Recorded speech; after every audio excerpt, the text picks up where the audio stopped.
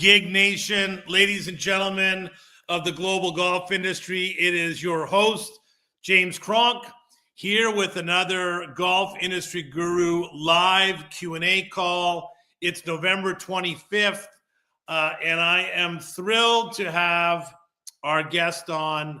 It's morning for me, but it's really, I think, early morning for our friend here. But ladies and gentlemen, I don't know if you've heard of this thing called artificial intelligence. It's a thing going on right now. It's kind of a big deal. And I don't know if you've heard of ChatGPT, but of course, knowing that I was going to have on an individual that is at the forefront of artificial intelligence in the golf industry, I went to my little AI prompter and I said, give me a little description, a bio of my guest today that I can read in my podcast. And this is what ChatGPT told me. Clive Mayhew is the CEO and co-founder of Golf.ai, a groundbreaking platform using artificial intelligence to transform how golfers train and improve.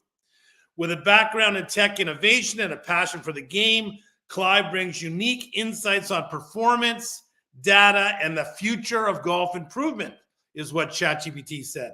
Clive's career spans global leadership roles in technology, digital media, and sports innovation. Before launching Golf.ai, he built and scaled multiple data-driven companies, led international teams, and advised high-growth startups. His blend of entrepreneurial experience and love of golf fuels his mission to democratize high-performance coaching through cutting-edge AI. So that is what AI told me about our guest today. But ladies and gentlemen, I will promise you, I have spent a couple beers with Clive in various parts of the world in the last year and a bit. And I will tell you, he is much more than that. So welcome, ladies and gentlemen, to our Gig podcast. Clive, all the way from Sydney, Australia. Welcome to the Gig podcast, sir.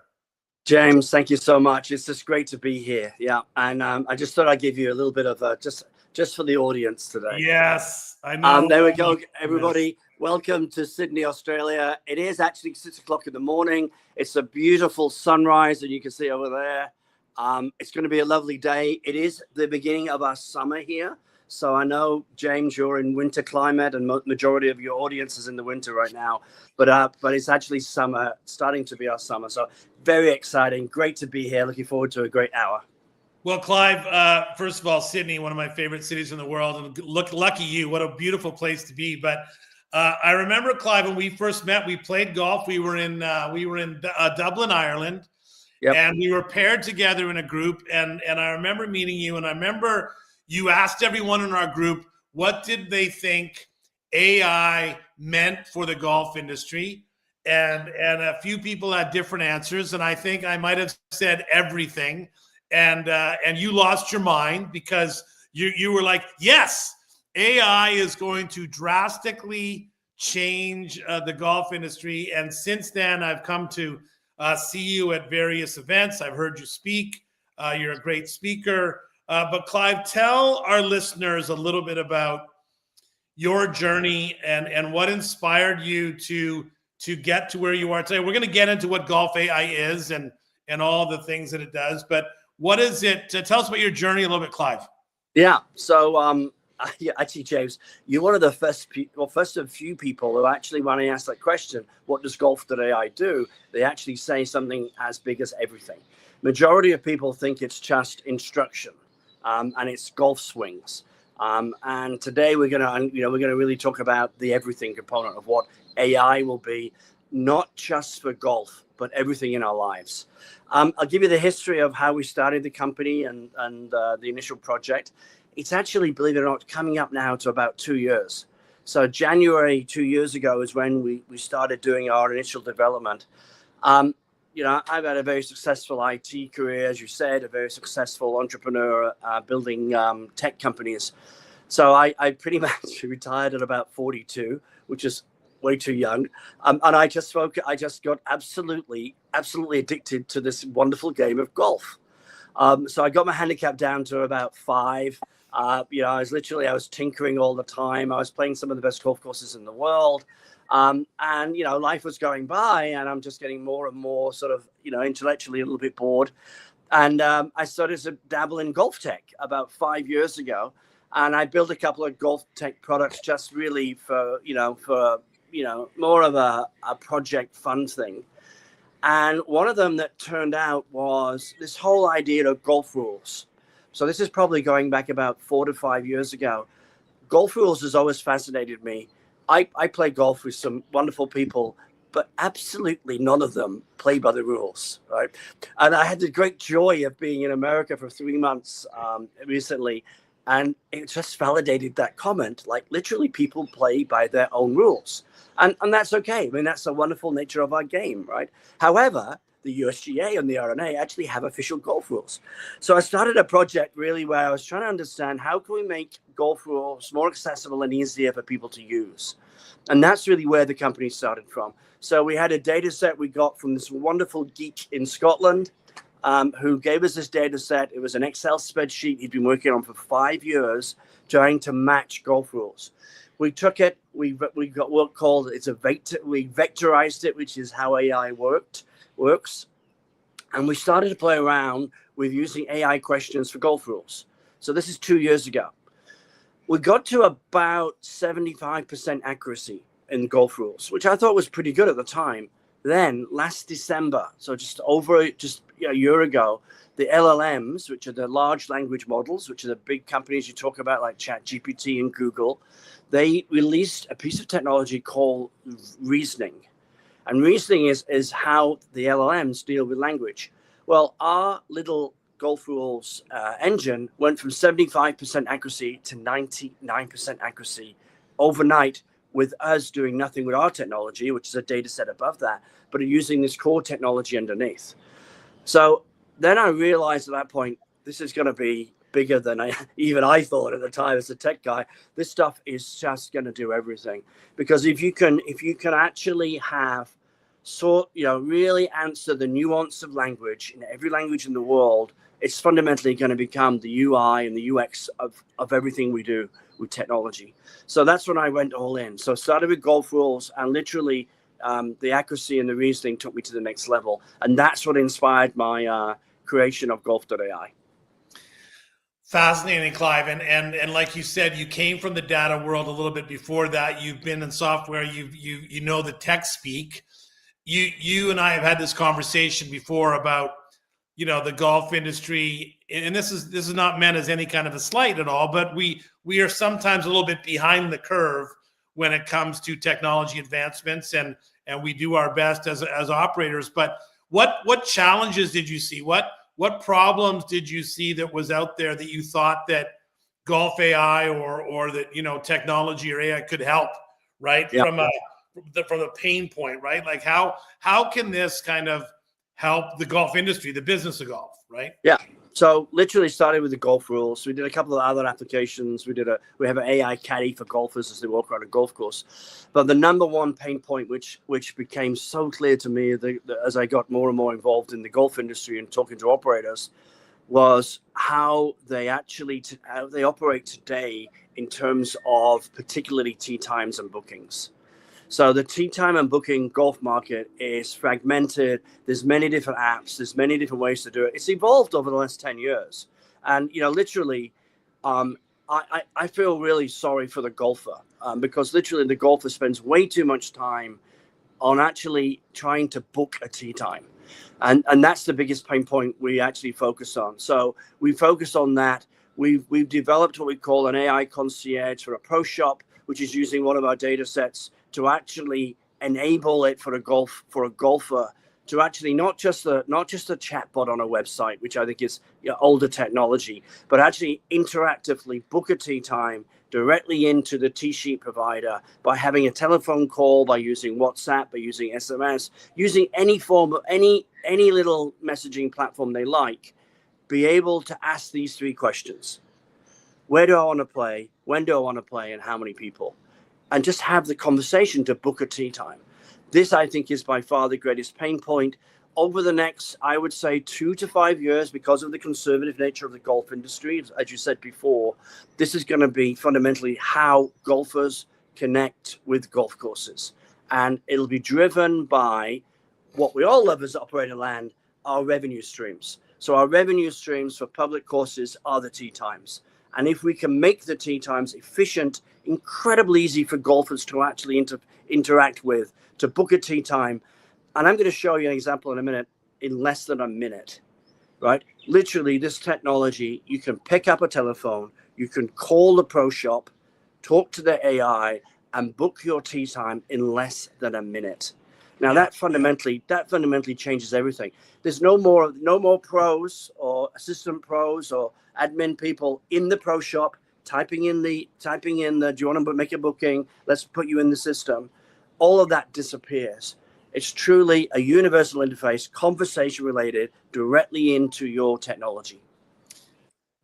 One of the things that I think is fascinating about your organization, Clive, and your company and your vision is that I do believe that you go beyond what I would call tee time concierge, because I know you've got some other elements of Golf.ai that you will be working into your platform, and I'll get to that in a second. But from an operator standpoint, I mean, one of the things that I would like just invite everyone that's listening that runs a golf club or is involved in the tee time business, there is so much out there right now in a technology space that can help that you need to understand, whether it's about how Google search is working, whether Google Reserve, whether it's about LLMs and how that's working with AI agents, whether that's integration with your tee sheet, whether that's waitlist technology, and then, like you said, voice technology and concierge service. So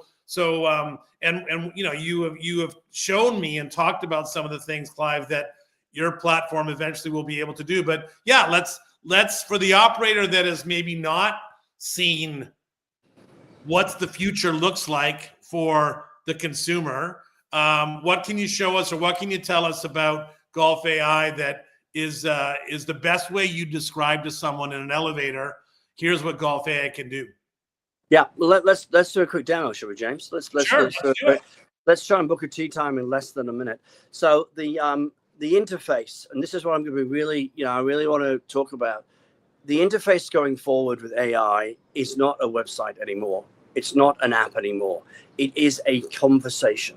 Okay. Right. So what we have today is we have an incredibly sophisticated piece of device here, a mobile phone, which is everything. Okay. There's an app and there's a website and there's a telephone element to this. This is going to slowly, as in 2 years, be replaced by conversation, right? Yes. And it's conversation like we're having today on this podcast, which is truly interactive with any data set for golf. Okay. So I'm going to focus right now on tee times, as you say, and bookings, but think about this and try to get your head around this, the audience in particular, that this is the way to communicate about any data. Okay. So let's just go in. I'm just going to go very quickly. I have a few demo courses set up. I'm going to show you. I'm actually going to go to a live course as well. But let's just go to one. We call it Lakeview Country Club. Hi, welcome to Lakeview Country Club. How can I help you? Can you hear that okay, James? Yes, and now just to clarify, you've clicked on your app. Not my app, it's a telephone number. A telephone number. Sorry, a golf course. Yes, okay, go ahead. Yeah. I'm sorry, okay. I'm not sure. Okay, so I'm just going to put him on mute, because what happens with AI is when you talk, but I'm having he's listening to me. Okay. Could you please clarify what you're trying to do or what you need assistance with? So I'm here to help with golf course inquiries and tee time bookings. Tell me more about the actual golf course itself. Give me the actual. Tell me more about your golf course.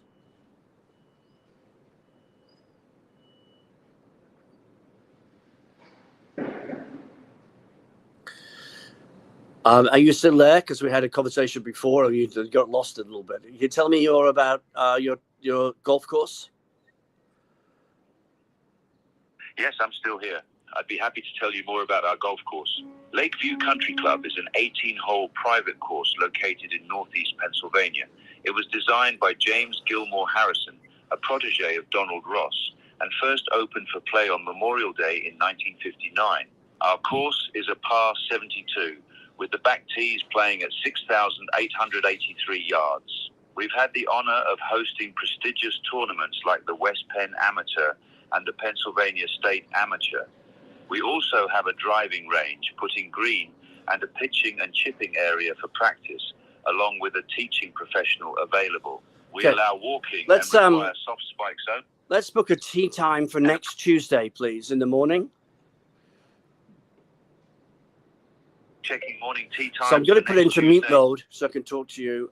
Now it's going into the back-end tee sheet provider, and it's going to look at the actual live tee times. We have several times open next Tuesday, December 2nd, between 7 a.m. and 12 p.m. What time would you like to tee off? Let's do 7 a.m. in the morning for 4 people, please. Okay, so that's 7 a.m. next Tuesday, December 2nd, for 4 players. Have you played here before? Could your account be under another email or phone number? No, I have never played there before. No problem at all. To create an account for you, I'll need your first name, last name, and email address. Could you please provide those for me? Okay, so now we're starting to go in the booking process, okay? So now it's going to ask me for that. If I had been a member, it would have taken my mobile phone number, it would have looked up the actual data for me, and it would have made the booking automatically for you, okay? I wanted to show you that example of Lakeview because what it is when you have this AI conversation, you have the capability to define your own data set of the information about your golf course. So when we talk about the concierge service for tee time bookings, it's not just about tee time bookings. You know, the National Golf Research Foundation, I think that's what they're called, the NRA, is it NGF? NGF, yeah, NGF. Yeah, the NGF, thank you, James.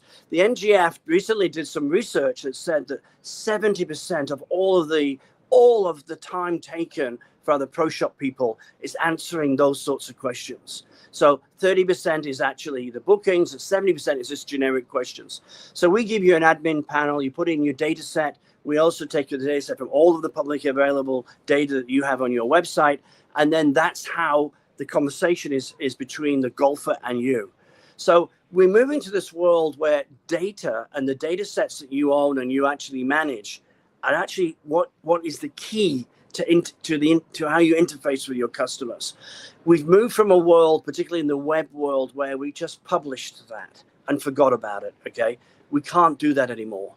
It's not about a static publishing into a static website. It's an interactive experience. So the more the data is live and current around everything that you do as a golf course, you know, from tee times to your, you know, the range tee times, even like, for example, how many EV charging stations do we provide? You know, that's the sort of criteria that people are looking for. And it's just data, right? And it's interesting, you know, you need to get your F&B people, your superintendent has a great opportunity for the first time to actively tell the golfers what the course is playing, how it's playing, you know, which holes are, you know, under construction, why are they under construction, what that's going to mean for you as the experience of golf when you come to our golf course. So there's so much data which you can interact, and once it's in the AI, it literally takes away all of that cost to deliver that. So it provides a great opportunity. And brilliant. And you know, we're a big believer in you know, there's so many smart people out here, Clive. And one of the things that I love about what you're just talking about is that, you know, Scott and I were just in Niagara Falls a couple of days ago and listening to Ross Leggett, who I'm a big fan of with Metolius. But Ross was supporting exactly what you're saying, which is that you know, this phone is going to be our own AI agent in no time soon, where we're going to say to it, you know, I want to go for dinner next week and book me a reservation, and that's all you'll do, and it'll kind of take care of that stuff. But one of the messages that I've heard from yourself, from Ross, from many others as well, is now the importance that your website is up to date and fresh and full with all of this valuable information, because that is where the LLMs are, and AI is gathering that information, right? Is scraping and getting that information to understand how many EV stations you have, or what your menu is, or do you have Mother's Day brunch, and all those other types of things. Is that is like right now for the operator right now, right? The operator right now that is trying to figure out how do they navigate all this technology. They might have a T sheet that has an open AI integration with other technology. They might use a POS system that doesn't talk to anybody else and tells them that they're going to do everything themselves in the next 5 years, right? You and I know that the frustration in the golf industry, because technology doesn't all speak together. So is that one of the recommendations you'd have for an operator, at least, is to ensure that their website is as flush and as full with as much information as possible? Or how would you answer that? I think it's changing. So I think that's where we have come from, and that's where we are today. So at this point in time, where do you put your data? You put it into your website, okay? But what we have and what's going to happen and what the transition is going to be to AI, we actually have a whole what we call a golf course verification program, and we verify your data. So we'll go and read all your data, which is all the data which is available on the internet today. And you call that scraping, we call it reading. We'll read all of that data. We'll put that into a data set for you, and then we'll give you an admin panel where you manage that data set going forward. So this is the point I said before, James, is in the past with websites, it's been pretty much controlled by one person in the golf course, okay? That may be a marketing person, it may be your outsourced provider, but typically not the whole of the organization is actually inputting data about what they do at the golf course. What we've enabled with our AI admin is the capability for example, the superintendent to send us a daily report, which is then a data set which is accessible via AI. The F&B people to send us the menus, the price points, maybe even the fact if they use local food producers, what are the food producers, where do they do, what's the quality of our product in the F&B component. So what we're saying is AI has this capability to enable conversations with every part of your business as a golf course. But if you don't have the data and you don't focus on enabling the data, there's no conversation to be had. So that's the key, is let's start thinking bigger than just saying it's a website for our marketing, right? Or even our events for the next month. It's so much more than that. When people ask the conversation, and I am a golf nerd, I know that. I think you are too. So I do like to know, what are the greens running at today?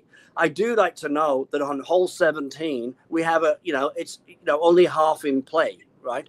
And I also want to know that what are the renovations that are going to make this fantastic going forward, right? That's a data set where the superintendent owns. No one ever talks to him about it inside the company, but golfers like me going to that golf course really, really want to have that conversation. I can't call the superintendent every morning, but this is the way to have a conversation with the superintendent on behalf of the golf course. A great example. I mean, maybe a little bit nerdy, but I do think it's an example of data that maybe today golf courses aren't really thinking about. Is that your business model, by the way? Is that like so a golf course would feed Golf AI data, and then so we'll give them tools to manage this whole way for them to give AI, not just us, AI data. Okay, so our business model is all about building tools for the golf courses, which make it as simple as possible to be able to create data sets which can interact with AI. Okay, and then we will AI enable all those data sets for them. So think about this in the next 2 to 5 years. This is the future of how you communicate. Every part of your golf course will communicate through this technology. So the sooner you start to embrace this, the sooner you actually start to have processes which engage the understanding of your data and how data then can be communicated via AI, the more successful your business will be. There was a great conversation the other day about how is Google going to replace its $170 billion revenue stream, with the fact that Google search is going to be replaced by LLMs, right? And our conversation, right? When we can talk to AI. So does the consumer go to golf? Like, does Golf AI promote itself to the consumer so the consumer pays for that service to get access to all that information, or is it a B2B economic arrangement, or is it a B2C economic arrangement? And more importantly, I guess, Clive, is, you know, you don't have to get specifics about your world if you don't want to, but what do you think is the future as far as the monetization of this access to this AI and this knowledge? Yeah, I think it's a combination of both, James. So we're as a company, we're all we do is AI. We're an AI company. So we're AI enabling these data sets. We're AI enabling them for golf courses. So the idea is the pro shop can have instead of answering the telephone, it can divert to our AI concierge service. Very simple offering for the golf course. And that will reduce their cost by $5,000 to $10,000 per month just by having an AI do that rather than have people in the pro shop do it. However, going forward, we also want to be able to put the bookings in there, right? So you also call that pro shop concierge and you add the bookings. And then also ultimately that if someone finds your golf course through an AI engine and actually then wants to do their own booking, they can do that as a consumer and pay a booking fee. So what you're going to find in this world, and, you know, it's very similar to how the internet started right at the beginning, is you're going to have very different, you know, you're going to have lots of different models, you know, coming through. You know, the golf course data set model is so key. That drives everything. If you do that really well, the consumer, the golfer will come, it'll interact with that via AI, it'll make bookings, it'll come to the courses, it'll book events, it'll book weddings, all of that will happen. Some of them will be the consumer will pay, the golfer will pay. They'll pay a small booking fee for the fact that they know that they can just call my AI, or they can just use my app to book any tee time, any golf course, anywhere in the world. I mean, that's the vision I have for my company. I'm not a small little software provider providing chatbots for golf courses. I'm providing AI for the whole of the golf industry. We recently launched a division called Golf AI Studios, which actually produces these incredibly sophisticated, you know, high-end AI videos for golf courses, for brands, you know, for the big brands, for golf associations. We just signed a large golf association where we're doing some video for all of their events. And the reason that we do that is because that's AI. The AI world is not just a booking engine. It's going to be everything. It's where we started the conversation, right? So AI video, AI content, the integration of that, the use of that, and that is so much cheaper than building your content yourself. And the quality is so good. And the amount of investment going into that whole space is making this technology so real that the consumer really doesn't actually see the difference. Yet it's just prompt driven, right? So yeah, it's tremendous opportunity to move to this world where it's everything. We are the AI company for golf. We're the number one in the world for golf rules. We're the number one in the world for these AI videos. We're the number one in the world for our concierge services. But we're just going to focus more and more to deliver this whole service range. Only AI, not just pieces of software. What are some of the hurdles that you're facing, if any, to become the number one AI company in the world? What are some of the obstacles or hurdles that you're facing, I guess, you know, whether it's traditionalists or operators? I mean, I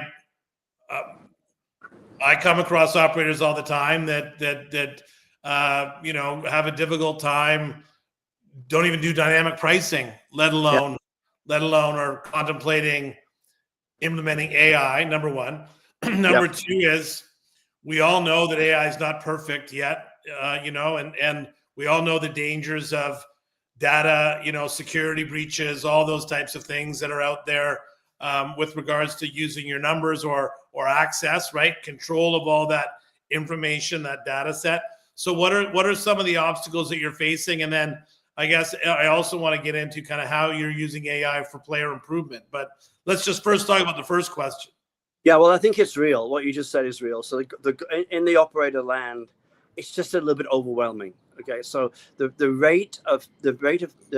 pace of change with technology right now is overwhelming everybody.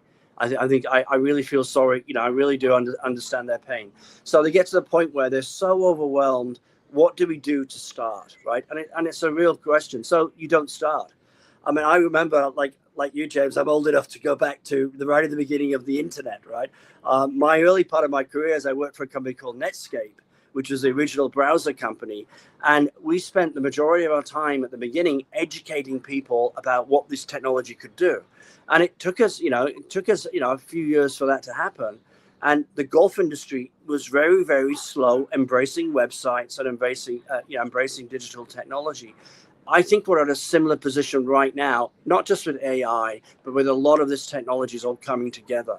And so people are overwhelmed. So my role is pretty much out there. I'm very, I spend a lot of time trying to promote on LinkedIn, try to get education to people, try to take this community across the line to start going, right? And so I think we're at that phase, but I'm just going to say it's exactly like what happened with the internet, because what happened with the internet is literally, over time, everybody has to do this and everybody will do this, right? So you've just got to, I think, you've got to say, okay, things are changing incredibly quickly, but what can we do today, right? What is the first thing we can do? So the Pro Shop one is a very simple one. Let's play with the Pro Shop. Let's put our data into that. Let's enable the superintendent to have a conversation with our golfers. I mean, let's just do the first elements of this from a data perspective. You don't need to change any of your existing systems. The beauty of AI is a layer on top of everything you have. Now, if you don't have those systems, obviously it's a problem, it's a challenge, right?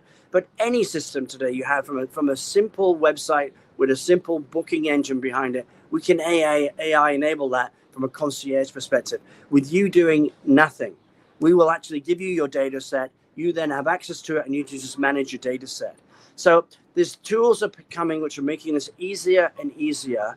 But the greatest challenge is what you said. It really is the operators are overwhelmed. They're traditional, they're conservative. They need their hand to be held. They need someone they can trust, and they need to be able to go through this around their timeframes. I think 2026 season in America will be huge. I don't see this is going to be one or two golf courses, which we have right now. This is going to be, thousands of golf courses in America embracing this during the 2026 season.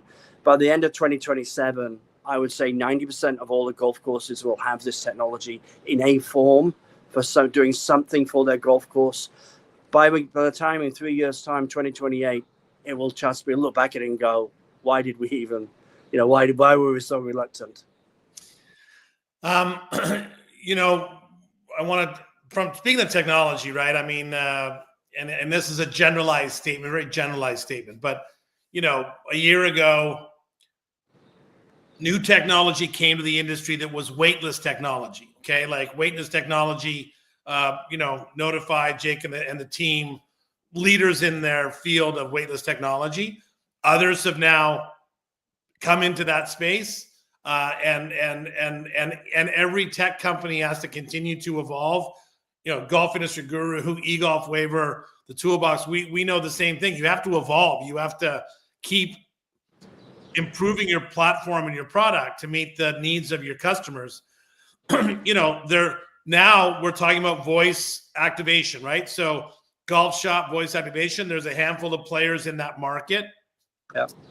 And, one of the things I think that's overwhelming for the operator, and I had this conversation yesterday with a client. Yesterday we had this conversation about, a GM that's been in the business for 30 years. It's like, why is it I still need 9 different technology platforms to run my business, right?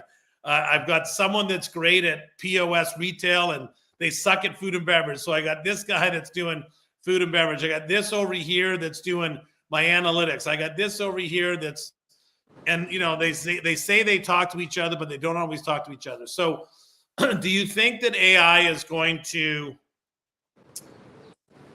help address the challenges that the operator has in integrating their technology and their platforms? And I heard someone else give a presentation 6 months ago that talked about the end of T-sheets and point of sale systems, that literally it'll all be, done with the almighty AI God that will just do everything for everybody. Yeah, it will. There's no question. But how do we get there is the challenge, right? So you have 9 disparate systems, and over the last 20 years, we've taken 20 years to get these systems to start talking to each other. But we're in an age now where literally this is going to be, it's going to grow 10x. So all of those systems you're talking about, the point of sale systems, the cheat sheet providers, they're all moving towards what I call open platforms using APIs to integrate their core technology with each other. And the amazing bit about AI and the opportunity of AI is we have there's a concept of a server above AI called an MCP server, which integrates to multiple API data sets. And as I said before, we're the conversational element right at the, where we're the UX, right? So we'll be the UX. But behind all of that is this MCP server, which talks to these APIs to all these different disparate systems. That's what's going to happen. Part of it will be a technology called AI agents, where the consumer, not the golf course, the actual golfer will actually be doing its own software. So the AI agent will be a golfer will say, and I gave you the example before, where do I want to play? When do I want to play? How many people? The consumer will just fire off a piece of software, which will go out and get all of that from all these other MCP servers. So we're going into this fascinating new world where software is truly becoming, has the opportunity through AI to truly integrate to multiple systems that we've never had before, because we've never had these APIs, we've never had these integration opportunities, and we've never had a universal layer on top of it, which is really so easy for people to interact with. So yeah, it's exciting and it's scary. Embrace it, start to learn it, and start to understand what that means. And the example of your operator who has 9 systems, maybe they'll have 9 systems in 2 years' time, but those 9 systems will truly work with each other because they'll work with APIs. I suspect they'll have one system which then goes and finds the other 9 behind it eventually over time. And that's what you said was the AI. How does your platform help instruction? So, golf performance, golf instruction, it's obviously part of your story in some capacity. How does that happen? Yeah. So what we have in our app and on our website is, and I'll try and show you if we can actually see that. What we have here is, this is a very simple thing called Play Golf. So this has 42,000 golf courses, every single golf course, all the GPS elements of this. And when I play golf here, this is a local golf course called Moore Park in Sydney. This now is I think you can probably see the conversation there. Yeah. So what you can see there is literally you ask for caddy advice. Okay. So what we see now is that, again, the voice. So you talk to the phone. And you can use your headset, you can use these glasses, you just talk via Bluetooth to the phone, and you can say, what's my shot? And it has the GPS data that says you're 120 yards from the pin. It's a 7-iron. It knows your clubs, it knows your distances. It tells you to hit a little bit to the left because there's a bunker on the right, which is a high risk of going into the bunker to the right. So you can see from how we play golf, the interface and the interface will be AI enabled for actually the game of golf and the caddy component as you're walking around. But understand that every shot you take, every time you talk to the AI, we're actually putting that into your own personalized data set, which then can be used to improve your golf game. This is fascinating. So most golf improvement services typically are off course. They're not on course, right? So I'm a great example. I go to my golf club. We have a fantastic facility with the simulator, and we have cameras, and I do all of my work with my coach there. But he's not available to come on the golf course with me, every time I play golf, right? It would just, it's just not possible.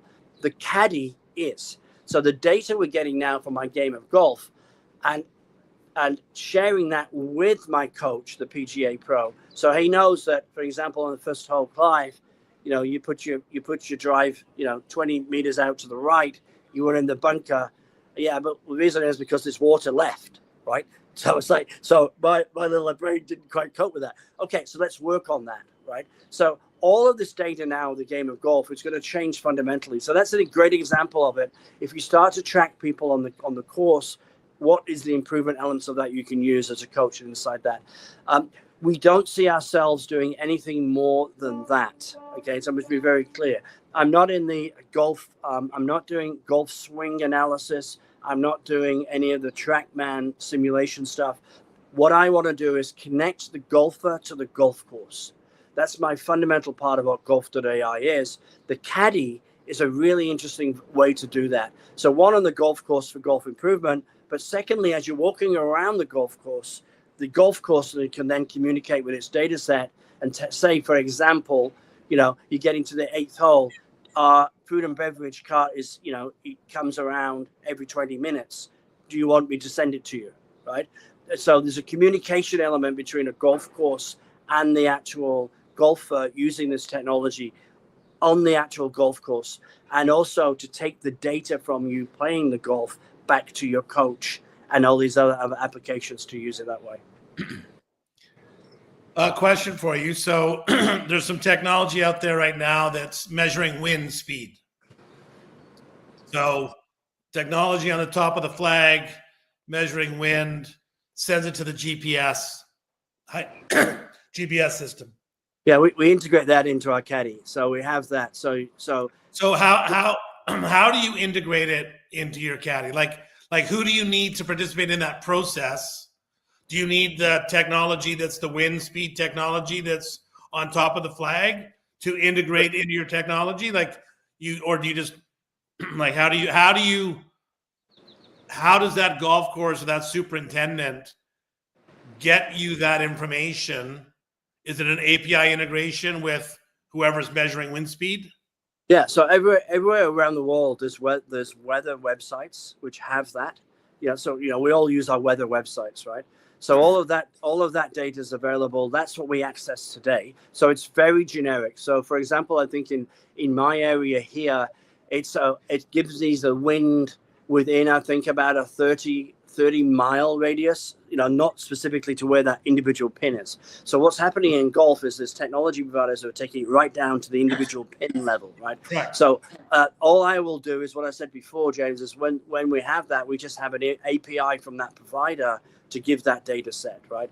There's some great technology coming out of a friend of mine in Spain where he actually enables you to know where the pin position is very precisely, right? So which is fantastic for the GPS, fantastic for my AI caddy. I think, that sort of technology, again, when I go to a course, I need to know where that pin is. Then my AI can talk to that data set to say, your shot is exactly to the pin, not to the center of the green, the front or the back. So what you're going to find is that with all of this technology, these data sets like weather, wind, pin positions are going to get better and better, more sophisticated, more accurate. And again, they'll just be APIs that integrate into the platform. So AI will be able to use all that technology incredibly easily. I think what's interesting and fascinating is who's going to be first to the post, who's going to make the money, right? The guy that has the wind technology wants to get paid for his wind technology, and then the person that's got the T-sheet technology needs to get paid for the T-sheet technology, and then the AI agent that wants to bring it all together into an API umbrella, right, is going to need to or want to get paid for their technology. I'm fascinated by how the pie is going to get divided up, right? And we talk about that with a consumer or with you always got to provide that ROI. And then the other thing is privacy and data. How does, in your experience in that business, Clive, over the years, and you sometimes read these opinions, I guess, about the danger of AI, right? And one of them is, first of all, don't put your financials on an open AI platform, that is not under a firewall of multiple layers. What do you think? Is there any best practices you would give an operator of a club as they go down this journey about? I was at a club. Sorry, I'm going to go off topic. I was in a club a month ago speaking to their staff. They were in Florida. And they, a year previously, had a data breach of their data, okay? And for 60 days, they were unable to use their computers. First start of the story. When I got home, I got an email and a phone call from a company in the States asking me how they were going to pay me for going to that club, to contact them, to give them my banking information so that they could pay my invoice. I contacted the club and I said, is this the company that you use to pay my invoice? They said, no, we have no idea who those people are. That's a scam. Yeah. And I was like, right? Like a year previously, they had a data breach. They couldn't use their club for a while. And you start to hear more of these stories, right? About data privacy protection.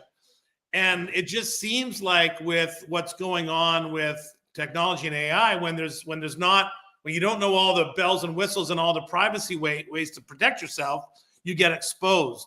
So what are your thoughts about how privacy and data collection, you talk about data sets. So I'm assuming that controlling your data set is incredibly important. And so I think you have to start thinking in terms of public data sets. You know, as you say data, I say data. So public data sets versus private data sets. Okay, so let's be quite clear about what the difference is. So, you know, all your member data, all your golfer data is really private data. Okay? Correct. And you know, we are in a world where over the last 5 to 10 years, you know, the existing technology infrastructure is basically very, very vulnerable. So the reason we have those data, what you just said before about that golf club, all of that data becoming publicly available, is because they never invested enough to protect themselves with their core technology they have today. That's the problem. That's the greatest challenge we have today. Most golf club systems today, if I put one of my AI engineers on it, we could scrape and we could probably get all of their private data as well as their public data, because these tools are so good now. Right. So these tools, and I don't call them hacking tools.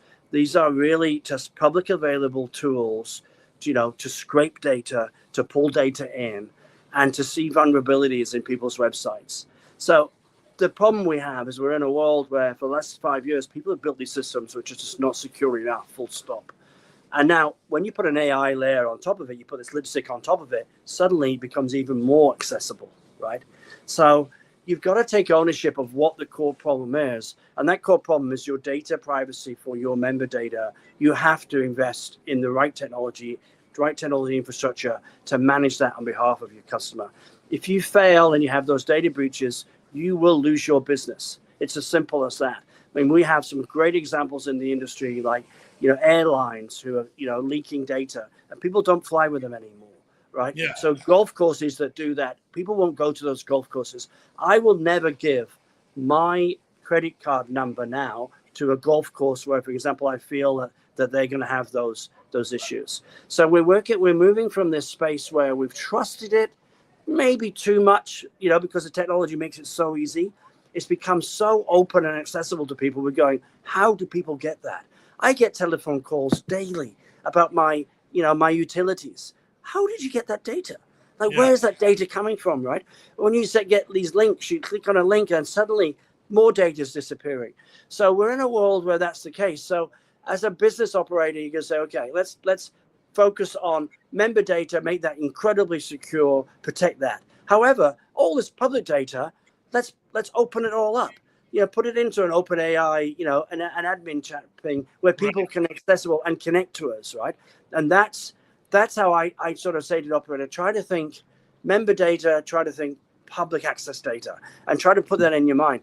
And then everybody in the golf course, every one of your employees, everyone who works for you should be thinking, how can I communicate the public data better to my customers?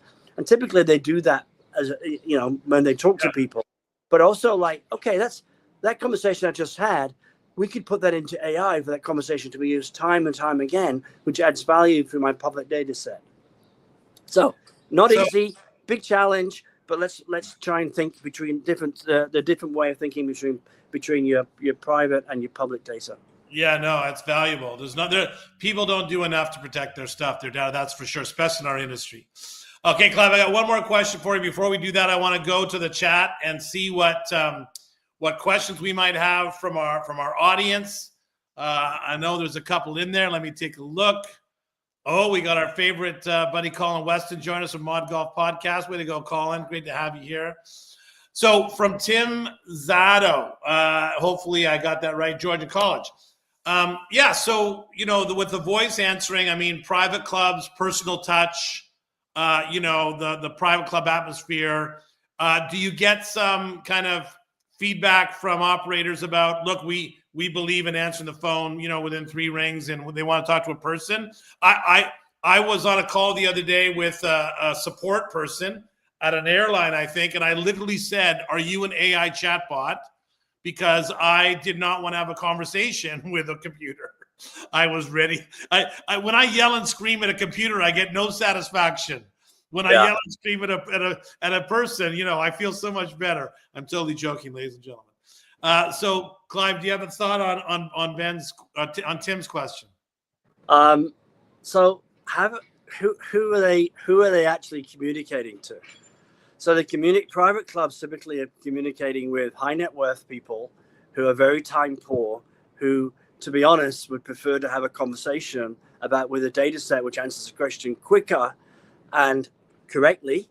James, not wrong, does it. So, like, if you're going to have a personal touch and you're going to invest in people, in parallel for those members, provide them with the best AI service possible, the greatest depth of data sets. So, for example, my superintendent thing, right? Most high net worth people who play golf want to know about the speed of the greens.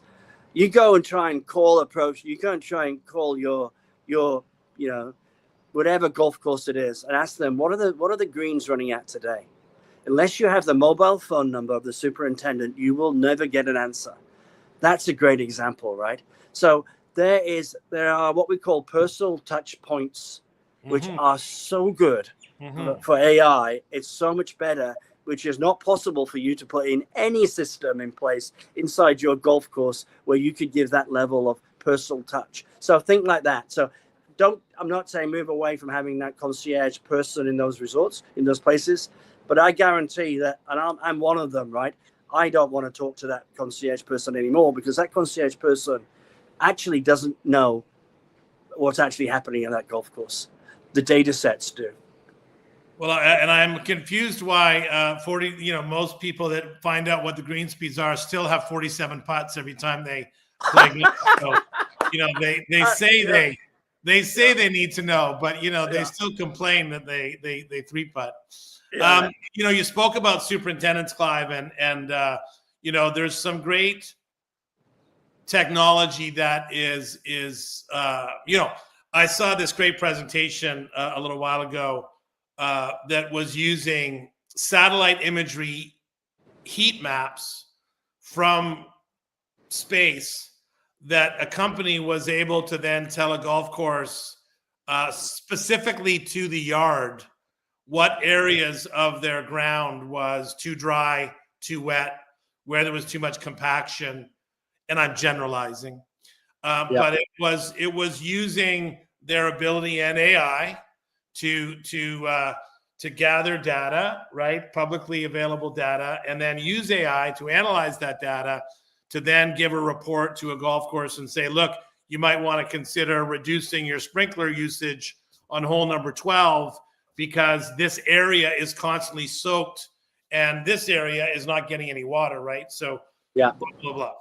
Are there some other benefits that you see AI helping from a golf course agronomy standpoint? Yeah, like I had a wonderful conversation, similar to yourself, with a gentleman from a company called Nano Bubble Technology. So Bubble Technology is this technology basically where they put oxygen in to the water, so the oxygen level is higher, so that the grass grows thicker, deeper, and quicker. Now that is, the actual way to do that is not through AI. But the way to monitor the oxygen level is a very simple sensor which comes in and has an AI algorithm which monitors the history of the oxygen level of the water and the impact of that on the grass. Great example, right? And this thing called nano bubbles is a new technology that is basically use less water. In our country, we have very little water, so we have to use less water with a higher oxygen level inside that water, using this technology to enable us to maximize the impact of that, right? And I think that fundamentally, combined with an AI analysis of how the oxygenation changes the amount of water and the cost to actually supply a golf course, has a huge impact in this space. So I think you've got to start looking at those sorts of technologies, combination of using AI to understand the return on investment of putting those technologies in, and then monitoring them, right? So yeah, I think the whole space, it's changing so quickly. We've come from this world of 20 years of overuse of chemicals in this space, and the chemicals are having long-term problems with the depths of the grass and the root systems. Whereas we just want to go back to more oxygen in the water, which is like, why did we ever not think about that, rather than putting all these silly chemicals on? So, that's a great example, and that space is changing very quickly. It's very exciting, I think, to be part of it. And again, from a course operator's perspective, wow. I mean, the superintendent now has to understand that level of technology as well. So there's the challenge again in terms of, the level of understanding. ChatGPT does a pretty good job to explain that to people, but it is a big challenge, and I think that it's a huge opportunity to get, to save money, to make it better for the golf course, and ultimately, to make the experience better on with the greens and so forth. Clive, I love it. So many great takeaways, so many great topics that we've covered. I guess lastly, I would just ask, for your vision. You're a visionary. You've had great success in other similar and different spaces. You certainly are leading the forefront or want to be at the leading forefront of golf and AI technology. What can our listeners, first of all, how can our listeners reach out to you? Number one, how do they connect with Golf.ai? But lastly, also is just, 5 years from now, do you think that we could even predict what, would be how technology is going to help the golf industry, or what is going to be the way that we kind of, actively operate this business and all that kind of stuff? I mean, what do you think is going to happen there? It's just moving so quickly. I mean, I even myself, who's been in this space for, all my life, as a tech founder and a tech entrepreneur and building software, I just can't believe the pace of change right now. It's like, as I said, I was there right at the beginning of the internet, so I saw the rate of change of then, and this is 10x. It's 10 times that. And like this technology, the amount of capital going into this technology, fundamentally building the infrastructure, the data centers, the research and development, it's just beyond any number that we've ever seen before. So more money is going into this than anything. The net result is that everything will just be 10x for a long time. So we're going into this rapid world of change. Where will we be in 5 years' time? I mean, I have a very simple vision that websites will disappear, apps will disappear, and we will literally be having UX conversations, UI conversations for telephony in any language with everything, right? From our bank accounts to everything, right? Maybe not 5 years. If you follow Elon Musk's vision, he reckons in 10 years' time, we'll have no money. We won't use money anymore. We won't have, we won't actually be doing any jobs anymore. So there's some really scary scenarios out there. Get back to reality right now. Let's just focus on doing stuff, right? Don't just put your head in the sand and say it's all too hard, right? Put in a Pro Shop Concierge. See how that works. Put it in maybe overnight, right? So use it when there's no one there. See what happens. Okay. See how many phone calls you get. Right. Put that in as stage number 1. Oh, by the way, it's $99 a month. It's nothing. It's so trivial. So the time you spend listening to this conversation for an hour, you could implement it for the next 12 months in terms of your own personal time, right? So that's the stuff that I never understand. It's like, so how much is this? $99 per month. What? So this 1 hour, how much do you reckon you've just spent of your capacity? Oh, it's probably $500 worth. Okay, that's 5 months of your AI. So that's the level. So just get starting, learn. Take the whole team involved, right? Get them all producing their own data sets. It's a very simple process to do. And let's just start that journey. Don't fear where we will be in 5 years' time. We have no control over that.